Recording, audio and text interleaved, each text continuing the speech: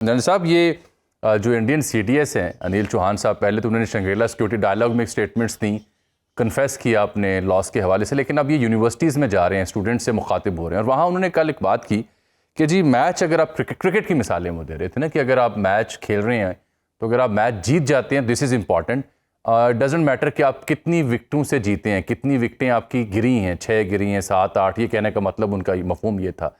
तो ये विकटें गिरने का एतराफ़ करना और फिर कहना नहीं हम मैच जीते हैं, विकटें गिरने के ऊपर फोकस ना करें, what does that mean? Javed sahab, thank you very much for getting me over. देखिए, मैं दो पहलुओं का जिक्र करना चाहूँगा। पहला तो ये है कि आजकल ज़माना है नैरेटिव की बैटल का, और इंडिया जो है वो पूरी कोशिश करेगा कि नैरेटिव की डोमेन में ये जो उसे शिकस्त हुई है, जो पूरी दुनिया ने देखी है, और जो उसे अजीमत उठानी पड़ी है, एम्बैरसमेंट हुई है, उससे वो अपने आप को सेल्वेज करे। ठीक। दूसरा जो इसका पहलू है कि जो इनके CDS हैं, इन्होंने जब स्टेटमेंट दी और कन्फेशन की स्टेटमेंट दी उधर सिंगापुर में, तो वहाँ पे ये एक कंसर्न था कि शायद जब ये वापस इंडिया पहुंचेंगे तो इनसे पूछगिछ होगी कि आपने इस तरह की बातचीत क्यों की है। तो मैं ये समझता हूँ कि जो कुछ अभी ये कर रहे हैं, मेरे नज़दीक ये डैमेज कंट्रोल है। जो इन्होंने डैमेज कॉज किया था ओपन कन्फेशन से सिंगापुर में, उसको ये डैमेज कंट्रोल करने की कोशिश कर रहे हैं बाय गिविंग अ ट्विस्ट। दुनिया पूरी ने देखा है कि एक जो अपने आप को बहुत बड़ी एक ताकत क्लेम करती है जो इंडिया है, उसकी किस तरीके से कमर लगी है कि विद इन फर्स्ट 3-4 आवर्स, और पर्टिकुलर ओवरऑल अगर 4 दिन की हम जंग देखें तो वर्चुअली इंडिया ने हैंड्स अप कर दिए थे। इंडिया के पास मजीद आगे जाने की ऑप्शन नहीं थी। इंडिया को ये कंसर्न था कि पाकिस्तान ने इस वक्त कोई बड़ा एक्शन कर दिया तो इंडिया के पास उसके खिलाफ दफा करने की सलाहियत नहीं थी। ठीक। तो ये पूरी दुनिया ने देखा है। उसको कवर करना कि जी विकेटें गिरने से कोई फर्क नहीं पड़ता और हम मैच जीत गए, ये बिल्कुल सरासर मैं समझता हूँ कोई लॉजिक के बगैर बातचीत। चलें, ये तो मान रहे हैं ना कि विकेटें गिरी हैं सर, वहां वो कह रहे थे लॉस हुआ है, यहाँ वो कह रहे हैं विकेटें गिरी हैं, तो विकेटें गिरने का मतलब तो यही है कि 4 राफेल और 2 दीगर तैयारे 6 तो गिरे हैं, ये एतराफ़ ही है और क्या है। और वो भी एक जिम्मा, ये कोई आम शख्स नहीं दे रहा जी। CDS सर, ये आवाम को बताएं ना, CDS क्या होता है इंडियन फौज का? देखिए, जो हमारे दो तरह के सिस्टम्स है, एक चीफ ऑफ डिफेंस स्टाफ जो कि UK भी वही सिस्टम फॉलो कर रहा है, और इंडिया भी कुछ अर्सा पहले इस सिस्टम पे गया है। हमारा जो सिस्टम है that is joint chief of staff committee, chairman joint chief of staff committee. Chairman joint chief of staff committee as such command position में नहीं होते जो सर्विसेज हैं, वेरा CDS जो है वो कमांड पोजीशन में होता है तीनों सर्विसेज की। तो उनका थोड़ा सा सिस्टम डिफरेंट है। और मैं एक बात ये कहना चाहूंगा कि विकेटों का तो डेफिनेटली मान रहे हैं, लेकिन जो वो जीत की बात कर रहे हैं वो टोटली इलॉजिकल है। वो किसी साहब, ये जो जहां ब्रेक से पहले बात खत्म हुई, ये जो नरेंद्र मोदी की ईगो का हम जिक्र कर रहे हैं बार बार, जिस तरह की वो खिताब और तकरीर करते हैं, जारहियत को परवान चढ़ाते हैं, वहीं पे जो अमेरिका की जो सालसी है, जो बार बार ट्रंप उसका क्रेडिट लेते हैं, उसको भी मुसलसल भारत निगेट करता है। क्या रीजंस हैं इस बात की, क्या साबित करना चाहते हैं? देखिए, जो प्राइम मिनिस्टर मोदी है उनकी जो ईगो है वो तो हम पिछले 10 साल से देख रहे हैं। जिस तरीके से उन्होंने मुसलमानों के साथ जिस तरह का रवैया रखा गुजरात में, उसके बाद जब से वो तकरीबन 10 साल उन्हें हो गए हैं पावर में, किसी भी मसले के ऊपर सबसे बड़ी बात है कि हद दर्जे की हद दर्मी कि मैं पाकिस्तान से बातचीत नहीं करूँगा, क्योंकि मसाइल जो है वो बातचीत के बगैर हल नहीं हो सकते। आप चाहे 20 जंगें कर लें, आखिर में आपने टेबल पे आके अपने मसाइल को हल करना है।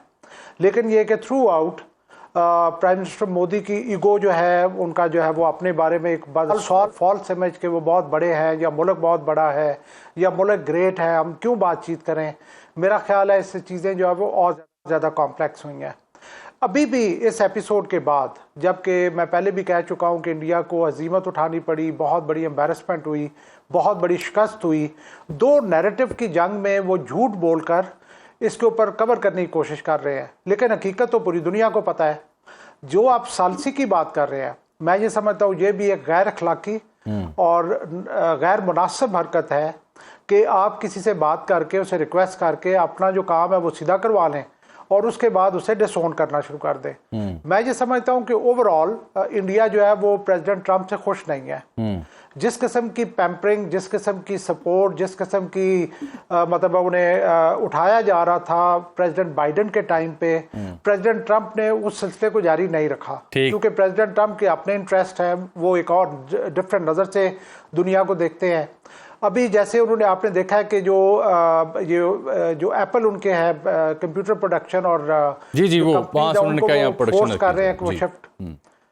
और एक चीज का मैं जिक्र करना चाहूंगा, शशि थरूर ने जो पर्सनल अटैक किया प्रेसिडेंट ट्रंप के ऊपर, ये सारी चीजों को जब हम इकट्ठा करते हैं तो हमें नजर आता है कि इंडिया प्रेसिडेंट ट्रंप से बहुत ज्यादा खुश नहीं है, जिसकी वजह से वो इस तरह की वो गैर अखलाकी और गैर मुनासिब हरकतों पर उतरा हुआ है। ठीक जनरल साहब, इसमें सबसे अहम जो तशवीश का पहलू है ना, वो इंडस वाटर ट्रीटी का मामला है।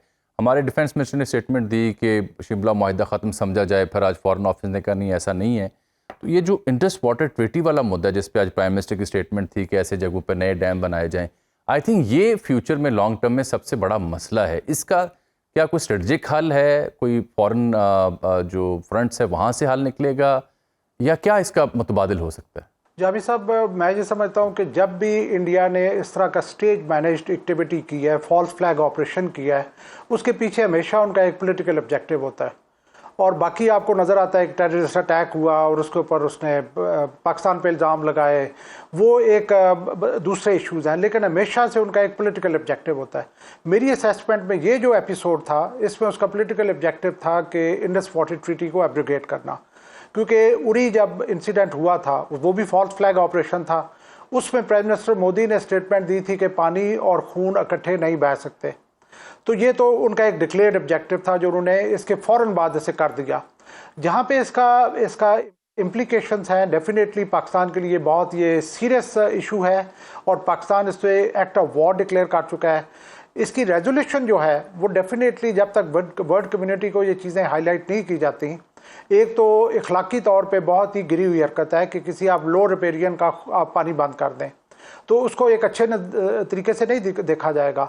और मैं आपको यकीन दिलाता हूं कि जो कुछ शशि थरूर के डेलीगेशन के साथ हो रहा है, उसके पीछे इन अवामिल का भी अमल दखल है कि इंडिया का एक्ट जो है वो किस तरह का रहा है थ्रू आउट, ठीक इखलाकी रहा है या गैर इखलाकी। चलिए मेरे साथ रहेगा थोड़ा, जी वक्त थोड़ा कम है तो मैं राना साहब को जरा इंगेज करना चाह। राना साहब, ये खबर आज मुझे मिली कि जो पीटीआई के एमएनए या एमपी एहतजाज में शरीक नहीं होंगे, उनको पार्टी टिकट नहीं दिया जाएगा। और ये खबर अली अवान एडवोकेट जो तर्जुमान है पंजाब पीटीआई की, उनके सोशल मीडिया हैंडल पे पड़ी हुई है। ऐसी कोई हिदायत पार्टी की जानिब से आप एमपीएस एमएनएस को दी गई हैं? देखिए, पार्टी के जो भी एमएनएस एमपीएस हैं वो पहले भी तमाम पार्टी की जितनी भी एक्टिविटीज होती हैं उनमें तो वो शिरकत करते हैं, और ऐसा कोई नोटिफिकेशन मुझे कोई हमारी नज़र से तो नहीं गुजरा, और ऐसी कोई इंस्ट्रक्शन आएंगी तो वो तो हमारे चेयरमैन इमरान खान की तरफ से डायरेक्ट आएंगी। लेकिन कोई पार्टी का एमएनए, कोई एमपीए, कोई ओहदेदार, किसी भी पार्टी की कोई एक्टिविटी हो, आज खान साहब की इस्लामाबाद हाई कोर्ट के बाहर पेशी थी, तमाम पंजाब के एमएनए एमपीएस वहां पे मौजूद थे।